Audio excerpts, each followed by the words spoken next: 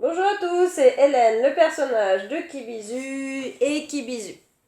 Alors, je vais vous lire une petite fable qui s'appelle La louve et les escargots. Alors, j'ai mis sur ma main, j'aurais fait comme elle, suite à une affaire qui date d'il y a quelques mois.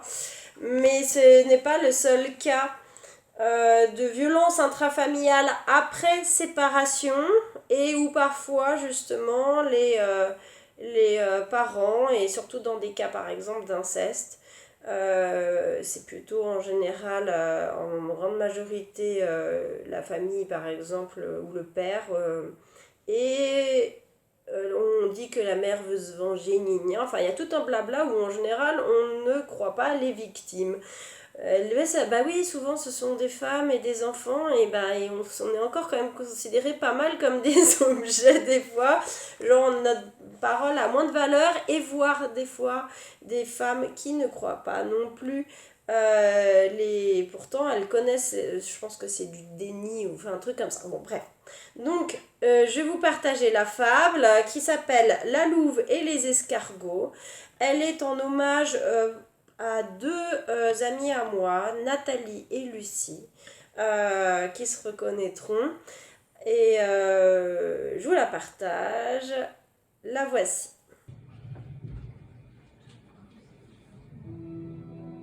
La louve et les escargots.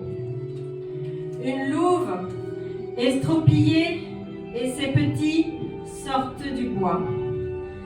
À l'aide, un chien m'a grièvement blessé. Il voulait nous attacher, nous a rabaissés. Protégez-nous, couvrez-nous, je suis aux abois.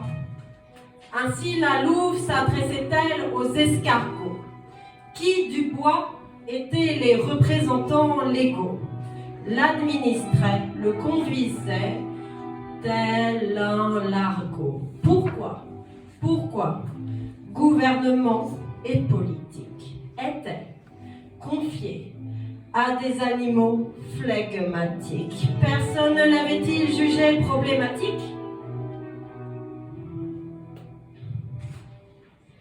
À l'aide, mes petits sont en grand danger. Comme je ne lui suis soumise, il veut se venger. Il aime manipuler, comploter, conspirer. Il m'a menacé de me les faire retirer. Et avec eux, il est violent et contrôlant. Il semble étincelant, mais ambivalent.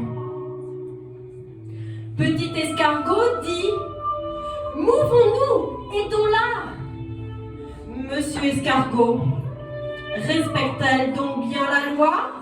Madame escargot, ne mentirait-elle donc pas? Monsieur escargot, il est quand même le papa. Petit escargot, réfléchissons en chemin où nous y parviendrons le surlendemain.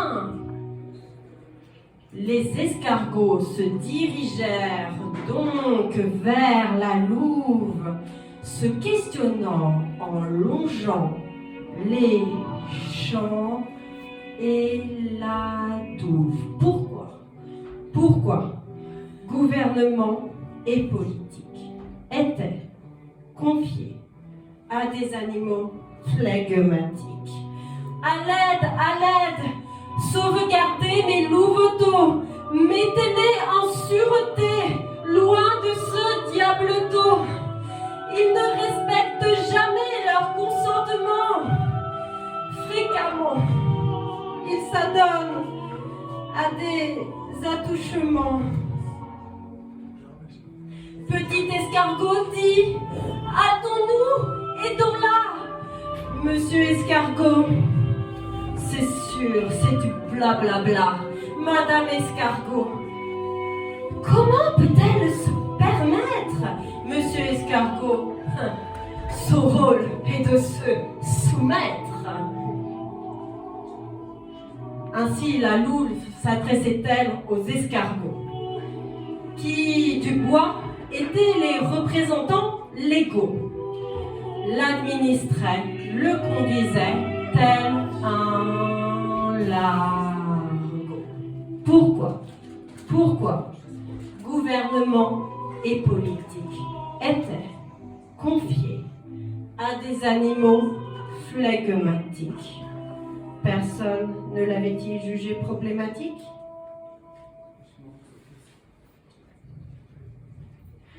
Souffrante, abattue, la louve ferma ses paupières.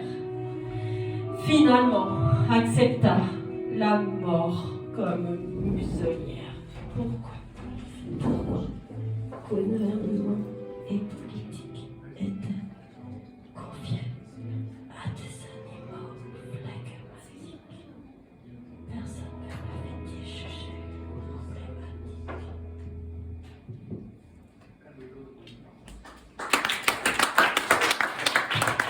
Qui dis-tu? Donc voilà, j'espère que la fable vous l'avez appréciée. Donc elle concerne les violences, disons, intrafamiliales après séparation. Souvent on croit qu'on va être débarrassé des violences une fois qu'on aura quitté le conjoint ou la conjointe, etc. Et ben non, en général ils arrivent toujours à continuer après. Ceux qui arrivent à se séparer dans des bonnes conditions, c'est ceux qui n'étaient pas dans des situations de violence conjugale en fait, ou de violence intrafamiliale sur les enfants aussi. Bref, donc ça dépend des cas. Pourquoi la louve? On dit souvent qu'elle justement elle veut protéger ses petits, donc j'ai choisi un peu cet animal totem un peu pour cette raison. Et pourquoi les escargots? Et ben c'est parce que il n'y a pas longtemps, personnellement, pour une situation personnelle, j'ai discuté avec une personnalité politique et j'avais l'impression de parler à un escargot. Je lui disais, oui, mais bon, moi, là, je suis pas dans une situation où je risque de mourir demain, mais j'étais en train de lui dire, il y a des féminicides, il y en a, elles risquent de mourir demain, par exemple, où les enfants, ils vont se refaire violer le lendemain, enfin, ça va pas assez vite.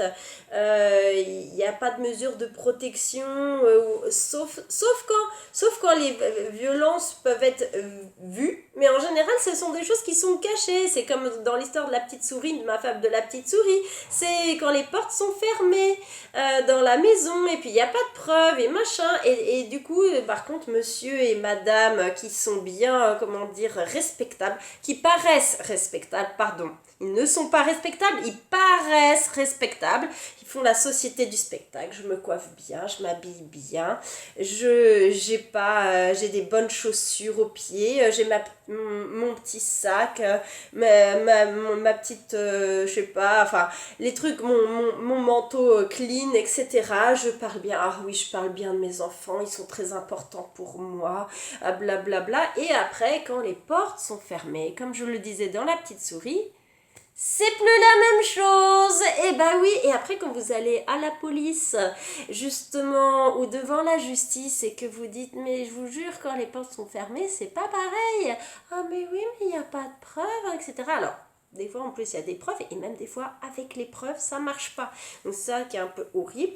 Et en face il y a des escargots qui dirigent le bois, comme dans mon histoire le bois où il y a la louve qui dit à l'aide, elle est en train de mourir et de demander de protéger ses louveteaux.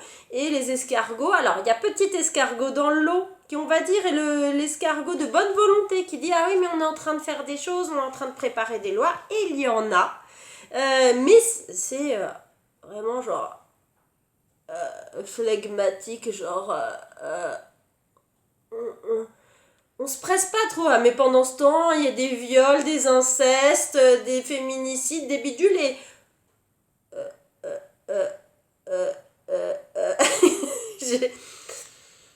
moi je regarde ça et non, et donc c'est en parlant avec cette personne que j'ai eu l'image de l'escargot comme ça.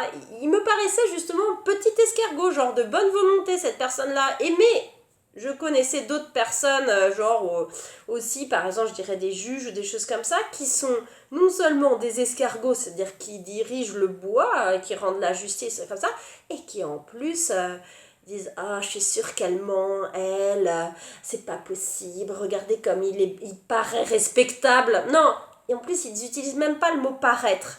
Ils utilisent le mot être pour quelqu'un qui paraît, qui joue un rôle. C'est ça le truc horrible, c'est monsieur ou madame paraît bien et ah non mais regardez, hein, vous voyez, il a un bon travail, une bonne situation, il est propriétaire de son logement. Ah bah oui, donc ça veut dire que quand nous, on est avec un manteau avec des trous ou des choses comme ça parce qu'on n'a pas assez de sous, ça veut dire qu'on n'est pas respectable.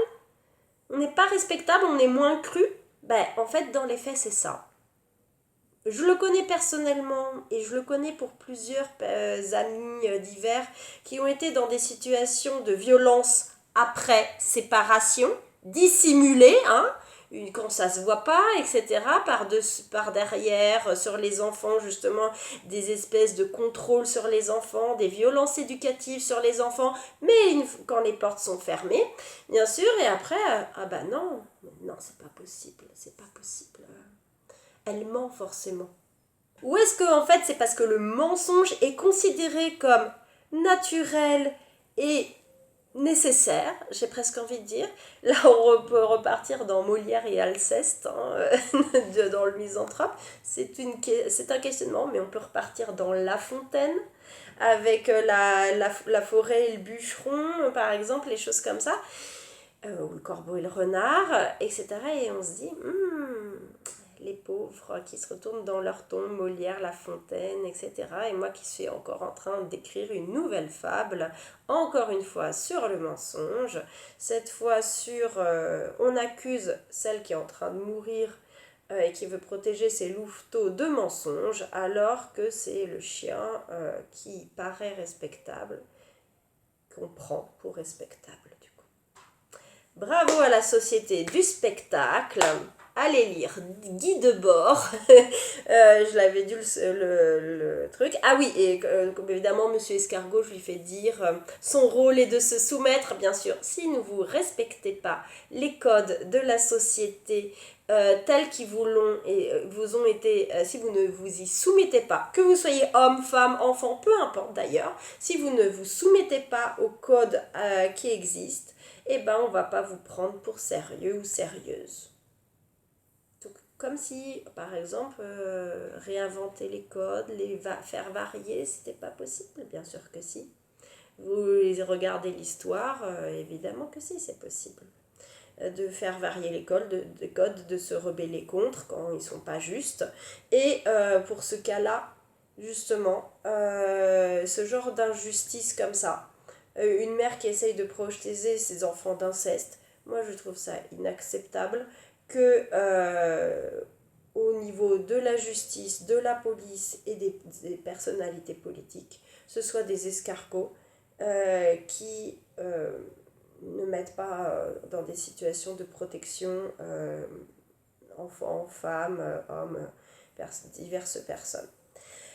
Donc j'espère que ça changera, voilà, et que Madame Louvre ne sera pas obligée d'accepter la mort comme muselière, comme je l'ai écrit dans ma fable, malheureusement. Voilà, à bientôt, au revoir.